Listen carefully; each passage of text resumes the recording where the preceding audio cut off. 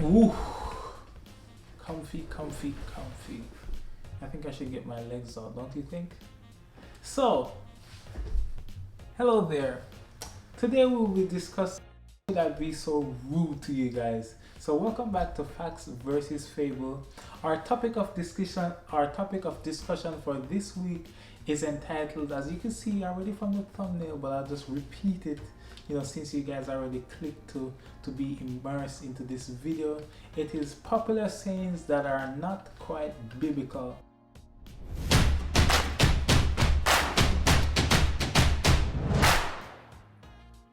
So I'm pretty sure you guys have heard these sayings out, where a lot of people, even sometimes we ourselves, have miscommunicated or misinterpreted some of the texts of the Bible, and we have twisted it, and I've heard popular artists, popular entertainers, and all of these different individuals misrepresent some of the texts that I'm not sure if they're in the Bible or not in the Bible. So today I have 7 sayings that I've heard. So my first quote for today is, money is the root of all evil. How many of you guys have heard that? Money is the root of all evil. So since our YouTube channel is Facts versus Fables, we're gonna see if this is actually a fact or a fable. So this quote or this saying led me to the Bible verse, which is found in 1 Timothy 6 verses 10. For the love of money is the root of all evil, which while some coveted after, they have erred from the faith and have pierced themselves through with many sorrows. So I just read the Bible verse for you guys, and we're going to look back at the quote one more time. And it says, money is the root of all evil. But wait, the Bible verse doesn't quite say that. It says, for the love of money is the root of all evil. So having money does not make you an evil person. But the love of money, as we could see from this text, causes us to err from faith. So I hope you guys have come to a conclusion upon this saying, money is the root of all evil. Then we're going to move over to a second one, in which I've also heard, I know that at my church we have played Bible, it's not Bible Jeopardy, it's the show with, I'm trying to remember the name of the show. Okay, when it comes back to me, I'll tell it to you guys, but it's a popular game, and I'll just give you guys the instruction of the game. So, if anybody remembers, or if I remember while editing, I'll put it in the description, I'll put it right here. But it's where you interview, persons on a specific question, and they give answers, and, the most popular answers, you play a game, and whoever guesses the most popular answers from, the interview of different individuals from all over the world.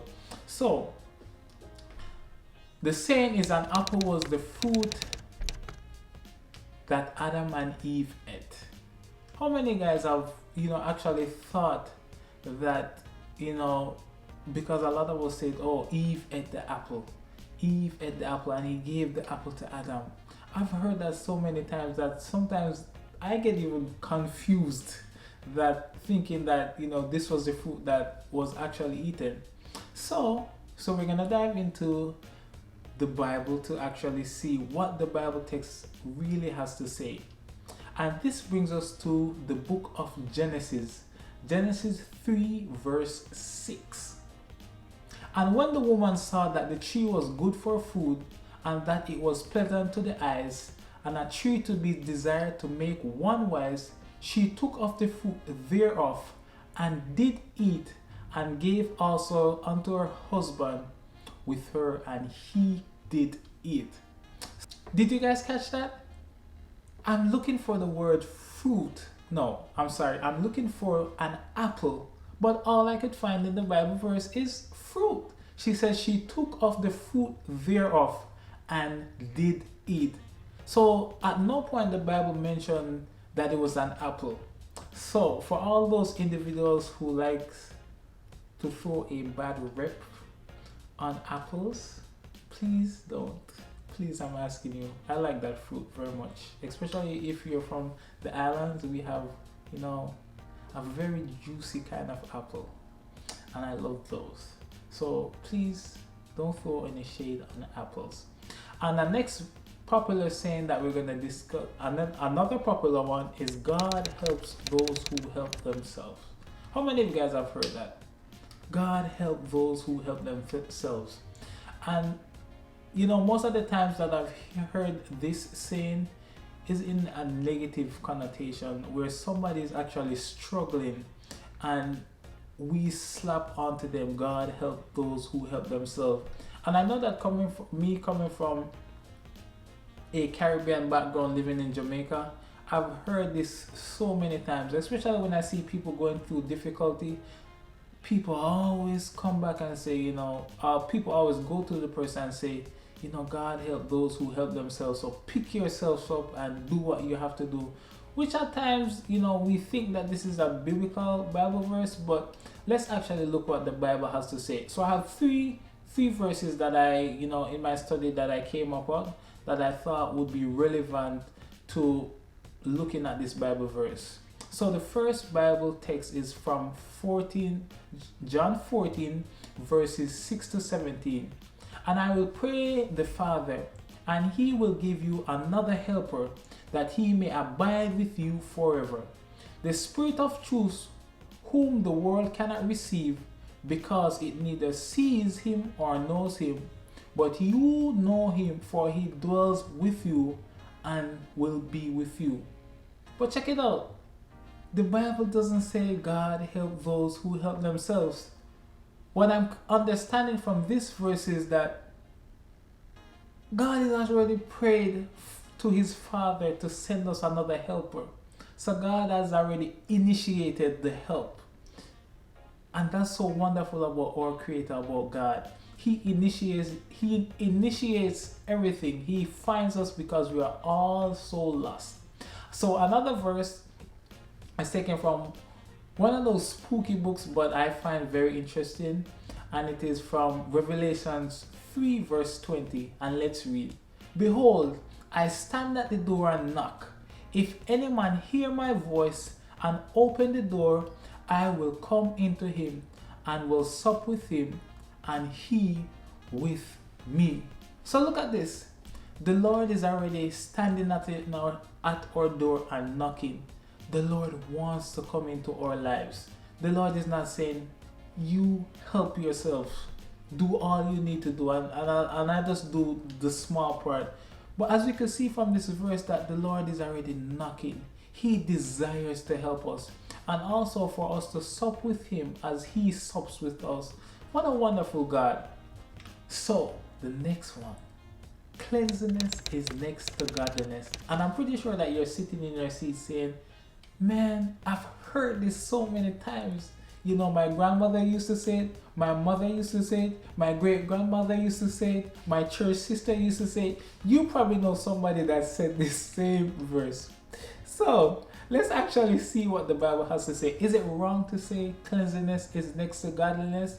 Or is it blasphemy to say cleanliness is next to godliness? Well, we're on Facts versus Fables, and I'm on this learning journey with you guys. So we're gonna dive into the Bible verse. So our first Bible verse is taken from Philippians 4 verse 8, and it reads, finally, brethren, whatsoever things are true, whatsoever things are honest, whatsoever things are just, whatsoever things are pure, whatsoever things are lovely, whatsoever things are of good report, if there be what? Any virtue, if there be any praise, think on these things. So I know that the verse says cleanliness is next to godliness, but this verse is also telling me that let's not look on the outward appearance of being clean. Let's start from the mind. Let's start from the inward. And once we have the inward, you know, it will reflect on the outward of us. So it reflects on our household, it will reflect, at our job, at our school, wherever we may go, it will reflect. So this Bible verse is telling me that yes, a little bit cleanliness is next to godliness, but God is kind of looking for the heart. He's kind of looking for the inside of us. He wants us to change. He wants us to think upon good things, pure things, not just having a clean environment and being dirty inside. Sorry if I use the word dirty, but that's the first word that came to my mind. So the next verse is found in Isaiah 1 verse 6.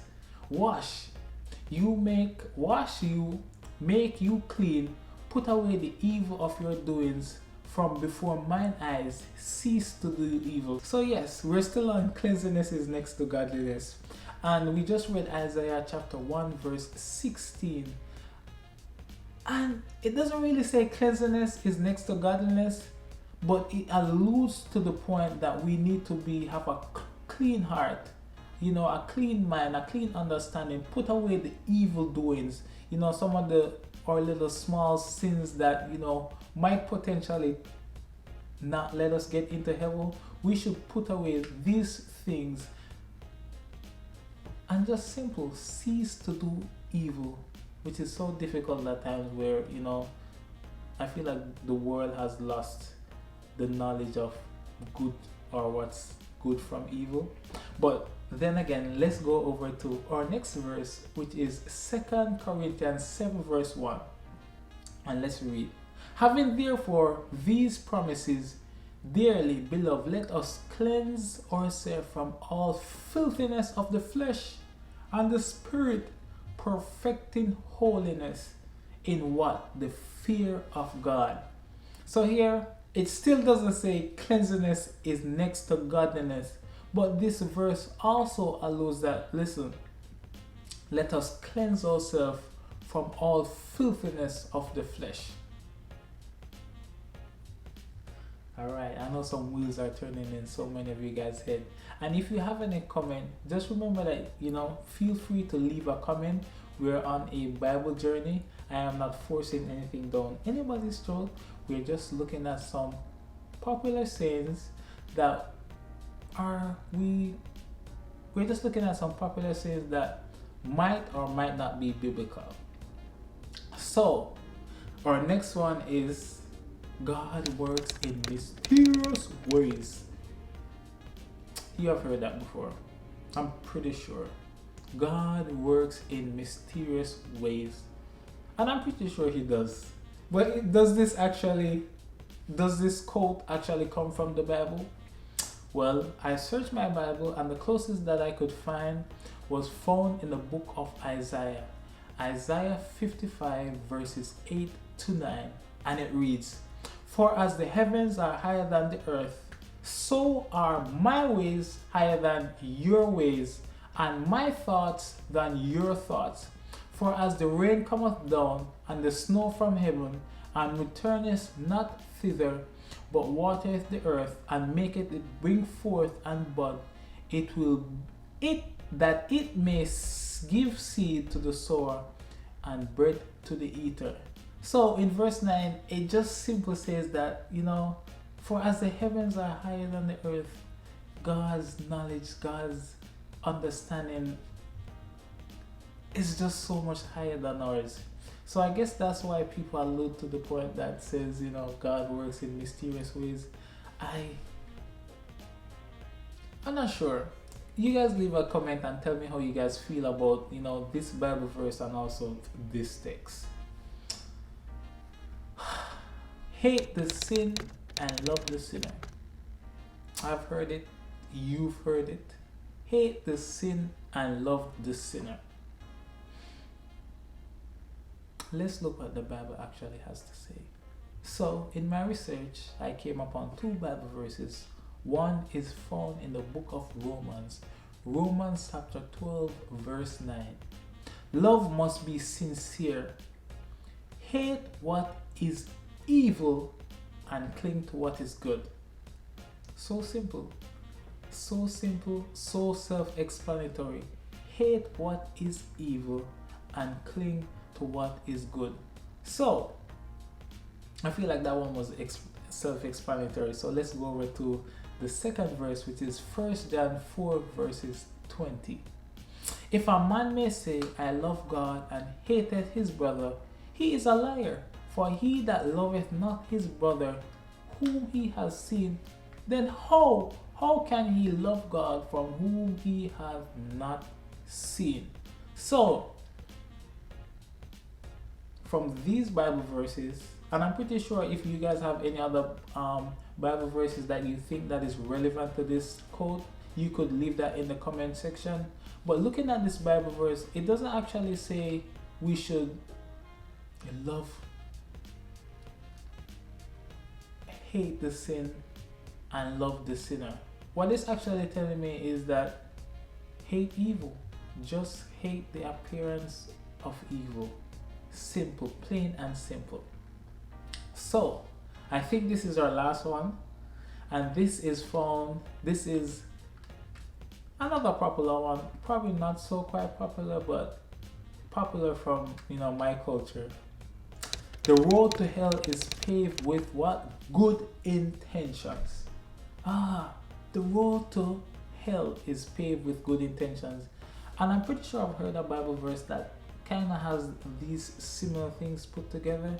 But let's actually look what the Bible has to say. We're just going to go to the Bible verse and look what it has to say, and then compare it to the saying. And the first one is found from Proverbs 14 verse 12. And let me read. There is a way which seemeth right unto a man, but the end thereof are the ways of death. And this is so powerful. There's a way that seemeth right unto a man, but thereof are the ways of death. So it doesn't quite say that the road to hell is paved with good intentions, but I'm not sure. A lot of times we have good intentions, but we just don't follow the will of God. So I'm going to go over to the second. We have reached the ending of our video. I just want to thank you guys for tuning in again to Facts versus Fables. We hope to see you again next week. Bye.